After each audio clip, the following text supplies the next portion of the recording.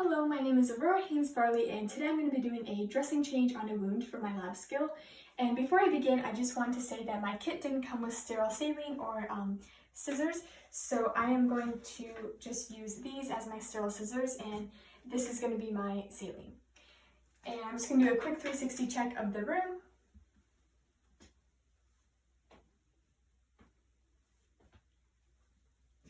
And as I begin, I'm going to perform hand hygiene and introduce myself to the patient.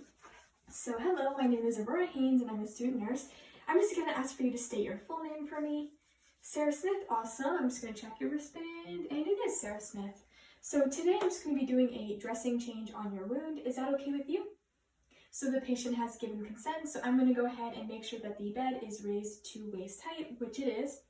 And now I'm going to do a pain assessment. So on a scale from 0 to 10, 0 being absolutely no pain at all, and 10 being the worst pain of your life, how would you describe your pain? So the patient rated her pain a 2, so therefore there is no need for any analgesics. And I'm going to go ahead and start by preparing the wound pad. So I'm just going to go ahead and tuck this right under you. And I'm also going to have you be tilted up. That way when we do irrigation, the saline can run now onto the soaker pad. And now I am going to go ahead and take my sterile tray out of the package, and I'm going to use the packaging as a garbage.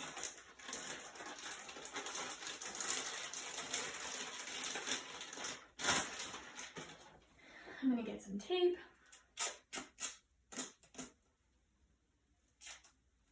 And I'm going to tape it to my workspace, which is also at waist height.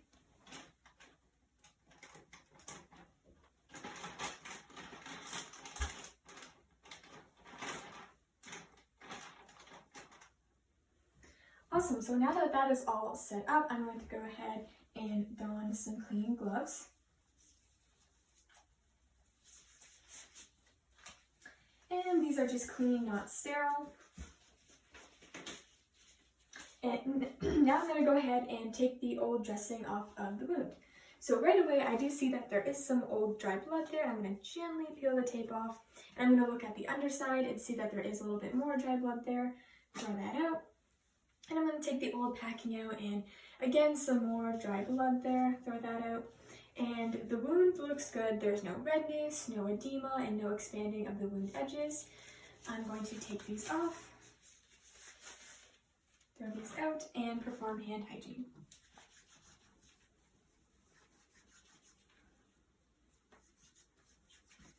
Alright, and now I'm going to set up my sterile tray. So I do have that 1-inch border that I am allowed to touch. And the first flap is going to be away from me.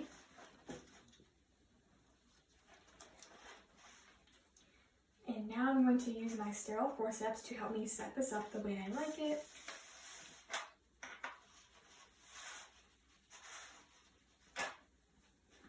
And I'm going to take this extra padding out, and I'm going to set these down from the nubbies up into the sterile field and have that 1-inch border. And now that that is set up, I'm going to go ahead and start adding things into it. So I'm going to add my ABD pad. And I want to go not too high that it bounces, but I also don't want to touch the sterile field. I'm going to add an extra 2x2.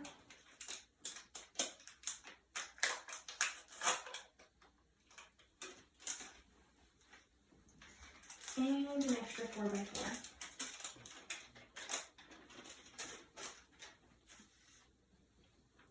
And I'm also going to add my syringe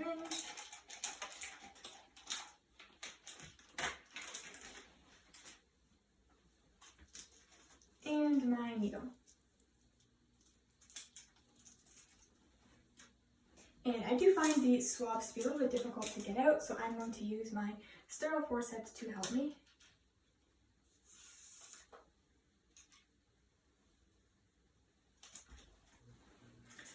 Alright, and I'm going to get my packing. I'm going to use my sterile forceps to help me get as much as I think I'm going to need out.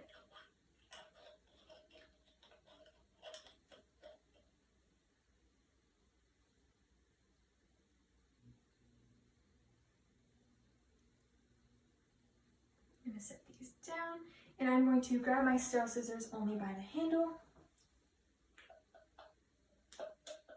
And I'm going to cut. Place those into the sterile field, cap this,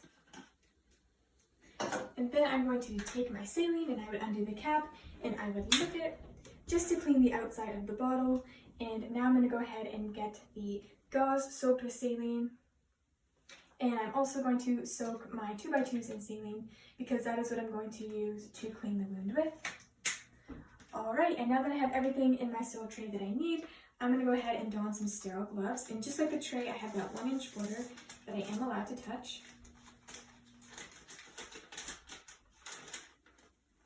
And I'm only going to touch that 1 inch. And I'm going to tuck my thumb in and only touch the inside of the glove. And I'm going to go under the cuff of this one and again tuck my thumb in and only touch the inside of the glove. And I'm going to make sure that these are good and on.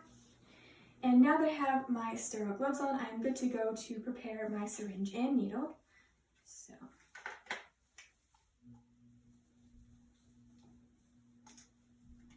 I'm going to fill this up with about a syringe worth of saline.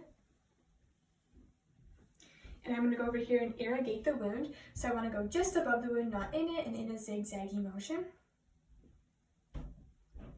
And there's some serious fluid running, so I'm going to go ahead and irrigate again.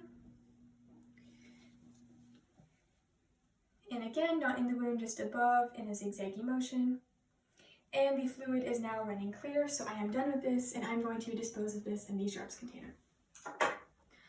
Alright, and now I'm going to grab my metal forceps, and I'm going to grab a 2x2, which is soaked in saline, and I'm going to clean the edges of the wound. I'm going to start from the top and run down to the bottom, and I'm going to throw that out.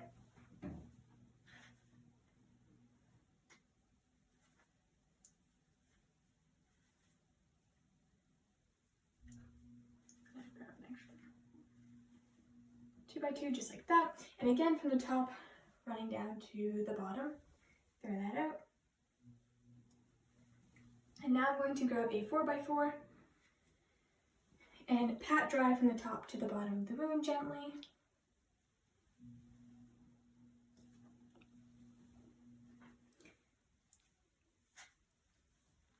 And I'm going to go again on the other side, patting dry from the top to the bottom gently. Awesome. And I'm going to set these down. So now that the wound has been irrigated, cleaned, and dried, I'm going to go ahead and measure using this swab.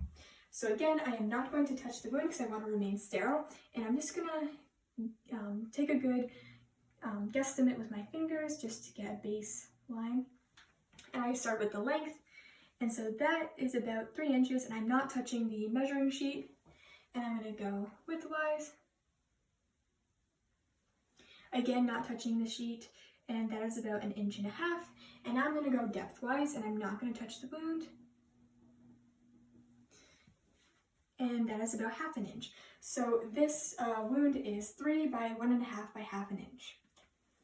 And now that it is measured, I am good to go to start actually packing the wound. And since my hands are sterile, I am going to just go ahead and touch the gauze. And I want to just gently squeeze it out. I don't want to completely wring it out. And now I'm going to grab my metal forceps, and I'm going to use these to help me place it into the wound.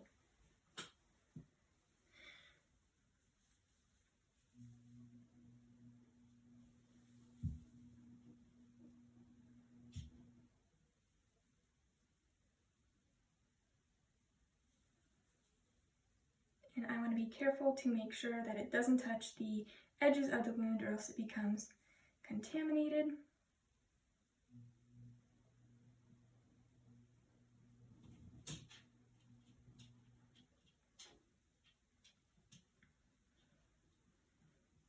Awesome.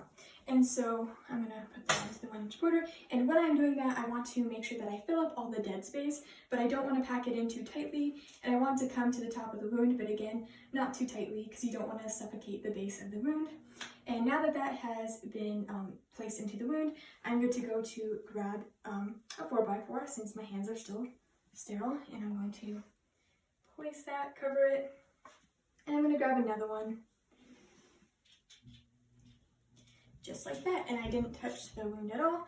And now I'm going to grab my ABD pad, and I'm going to go blue to the sky, and I'm going to cover the wound with this, just like that. And I'm now going to take these off.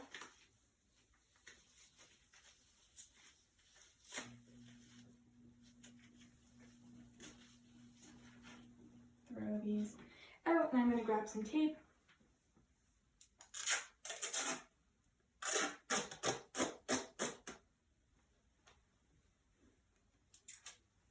I'm going to tape it around the patient's chest. And whoops. I'm going to grab another one.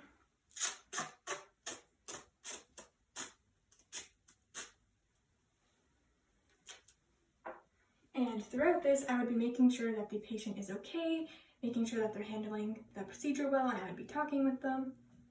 And then I'm going to perform hand hygiene again. And then I could put on some clean gloves and dispose of all this. And that is it. Thank you.